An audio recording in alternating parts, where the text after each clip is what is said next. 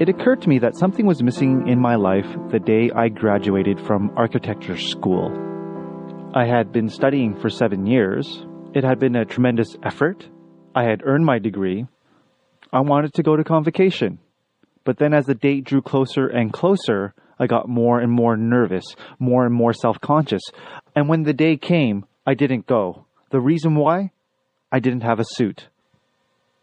So I didn't go. And I think it was a disappointment to my mom, actually. But I'm just not one of those guys. I just don't have a suit in there that's an old reliable that says, hey, you're the man. Wear me. You'll feel good. I just don't have one of those in my closet. And I decided it was time to change that. Okay, you're a young man looking for your first suit. Maybe you want the latest in material or latest in style. But then when you come to a tailor, the tailor would 99.9% of the time recommend, I guess, like a business suit should be a medium color, not too dark, unless you're going to a funeral or wedding. Then Bill is a tailor, and he's 79 years old, and he works out of Modernize Tailors in Chinatown.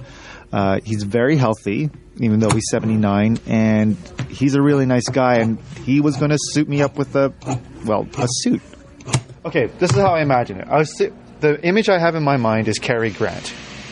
Yeah. Okay. Like that gray, that perfect gray suit that it works anywhere. Yeah. I'm not Cary Grant. I know that. I'm too short. But, but I don't know if it's the right color for my skin. Oh, I would say I won't stick to that rule. And anything that you like would look good on you. If you like it, you'll look good, I'm sure. The reason why I picked gray flannel is I was trying to respond to some sort of real conservative bent. I didn't want to wear black. I wasn't going to be like a party guy. I wasn't going to wear a black suit. I wasn't going to be arty. I wasn't going to be nighttime. I wanted to be twilight. And after that, then we started talking about styles, and there were more styles than I could ever imagine. There's like this conservative cut, the English cut, the standard cut, the American cut. There are side vents, center vents, no vents. There are piped pockets, unpiped pockets, wide lapels and small lapels. So there was a lot of negotiation at the measuring session. 36, waist 32. And hip 39. And what's your height, JJ? 5'6" usually. 5'6". Yeah. Okay. Well, no, actually, you know what? It's actually 5'5"3/4". Oh. I don't, because I want it to fit right. So I'm gonna give you all the details. All 6 is close. Okay, close enough for you. Close enough. Yeah. What the tailors don't. They don't do go to a quarter inch. It's not like engineering. Can I show you my favorite jacket and the material on it? It's just that... You know what the suit is? This is what you call the Ivy League style. Yeah. Well, it's collegiate. Yeah, it is. That's why you like it, eh? Yeah. Well, it's in college back then. It even says it. And that, at that time, Ivy League, you wear it very tight, Oh, yeah. And slim pants. It's no waist, just straight here. Yeah, I was wondering if you should jacket, and they talked about the different stylings of it that had over the top stitching instead of hidden stitching, and that there was piping at the pockets, and that it had something called a hooked vent. So they looked at that and used it as a model because they saw that piece of clothing, just by the fact that I purchased it, was a reflection of who and what I liked. And what they discovered, or what they told me, was that this jacket, I never knew, was called an Ivy League cut. And I should have guessed that because inside the jacket, on the label, it says collegiate wear. Anyways, so that's what occurred to, it came out that I was an Ivy League kind of guy. Are you guys ready for me today? Here's your pants, Ivy League. The style is fairly slim, no pleats. And this Oxford grey flannel is perfect for that style. And the jacket is very... I put them on, and now it's an Ivy League, as they explained, so it had a plain front, and it's a very light flannel. And so I tried them on and stood in front of the mirror, and I never realized this before, but I'm hanging left, too, a bit. You're familiar with the dress on the left. Oh, my name is Wong Dai. The Dai is from Ganadai, and it also means big in Chinese. Since I'm the oldest one, so that name is very suited.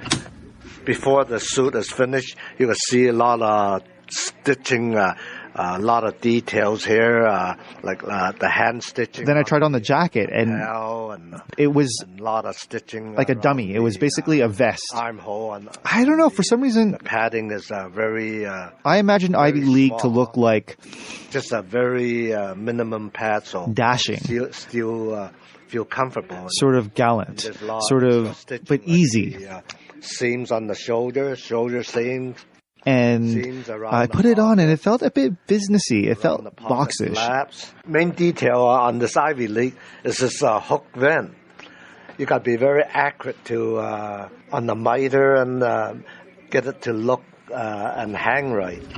Oh, I've been a tailor, I would say, all my life. I could go way back till I was a kid playing around the scrap bin, playing around with the spools, sweeping the floor, or sewing, playing with buttons. So all the material around the shop is actually my toy, my playthings. There was two things. I tend to think I know what I want, but then at the same time I wanted to sort of surrender to their abilities and their knowledge, and there was like this weird dance between... Okay, Park, we're ready for you. All right. Yeah. Park's been with us for 50 years. He's been doing the jacket for 50 years, so he's very good at it. Okay, so let Park take over. Oh, looks good. Gee, see, I really nice. have very little waist suppression. It's almost straight. There's no... And it's at this point that I'm thinking I should trust Bill because, well, he should know something about the collegiate style. He's been there. Oh, I was a mechanical engineer, and my brother was a civil engineer. That was during the war, and when we graduated, the war was over. So there's hardly any work for mechanical any kind of engineer, especially Chinese. As a matter of fact, when the recruiter from the city hall came in for job interviews, we were told not to come in for an interview. He actually, the recruiter actually told the class president to tell that Chinese boy at the back there not to come in for an interview because then we'll all be embarrassed. But now, on looking back, now that I'm successful here and happy here, I really have no complaint.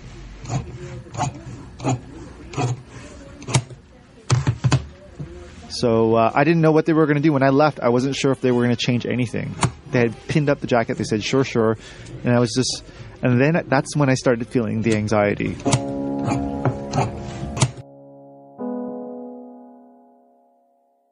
I had this fantasy that the color that I saw in the store wasn't the actual color of the fabric. That I would walk in the light of day and realize that it was too pale or too yellowish, or it made my skin look sallow. So there was these things. Plus, I didn't want this big, bulky, sweepy thing at the waistline. I didn't want to look like it didn't fit me. I had to fit me. I mean, this jacket had to fit me, or the whole purpose of going to a tailor would have been dashed. And I would have been really disappointed because these men, Bill and his brother Jack, are like the representatives of a dying art. And I wanted to know that these representatives of this art were still masters. Hello. Hey, Bill. How are you? Hi. How are you? How are you? I'm good. It was 2 weeks after the fitting session that the suit was done, and I just sort of popped in, and I did not know what I was going to get. I was totally depressed. No, I think it looks good. There's this old wooden chest in the store that has 3 sets of mirrors, and he just pulled the 2 doors on the wings open so that there would be that sort of triptych of mirrors so you could see your back. And he took the coat and he put it over. He put it on me, and you'll probably be the only guy around here with a hook vent. That's right. I don't know. It didn't look like me. It didn't feel like me. Like there was something. I felt like a kid, and I felt like, oh boy, I've really done it. I've stuck with this thing now. I work in jeans. I can wear sneakers every day and a t-shirt and a sweatshirt. I don't need to dress up. Is it too high? Is it sitting too high? No, it's right. Yeah, it's okay.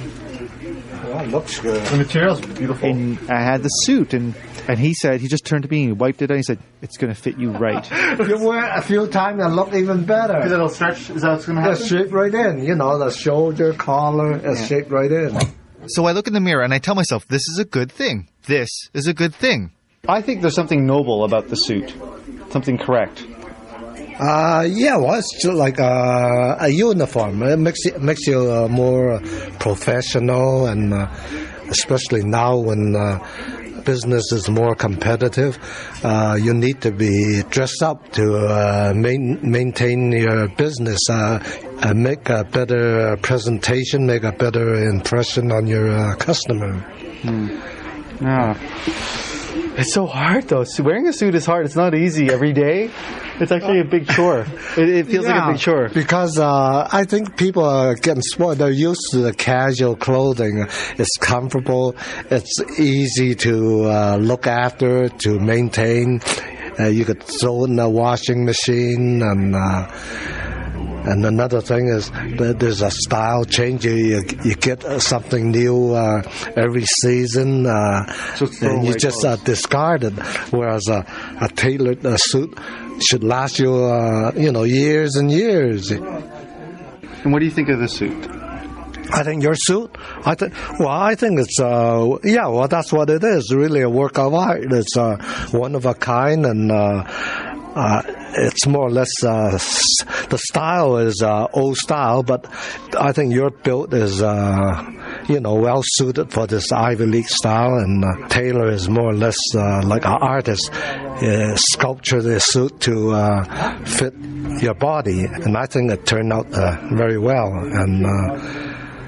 and I think the tailor gets a satisfaction that it looks good on you and that you're happy with it. And this is the cool part, because I think he knows I'm nervous. So the best way to carry it, just take it like that? He takes the jacket off my back. On the hanger? One in the paper bag. Is there a bag that can go over it? Oh, sure. Huh? Is there a bag You want to hang it up? No, I mean, this is the way notice how I fold the jacket? Yes. And he turns it somehow inside out, and then takes one shoulder and tucks it into another shoulder. Wow. See? And then folds it really gently. Then you show your label like that. Oh, is that the way you're supposed to do it? Yeah.